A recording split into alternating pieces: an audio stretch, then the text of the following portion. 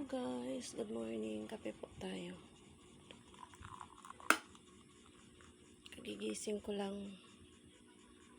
Sobrang sakit ng katawan ko. Gawa ng ako ay nagpahilot. Nagpahilot ako ng buong katawan. Dahil ang katawan ko ay laging masakit at ang likod ko. Kaya naghanap kami ng manghihilot. Pinahilot ko yung buong katawan ko. Okay naman yung pakiramdam ko, kaya lang kapag hinilot ka, masakit talaga yung buong katawan mo. Isang araw ako hindi maliligo. No, isang araw pa ako nagpahilot ngayon pwede na ako maligo mamaya. Pwede na ako maligo. Kape tayo.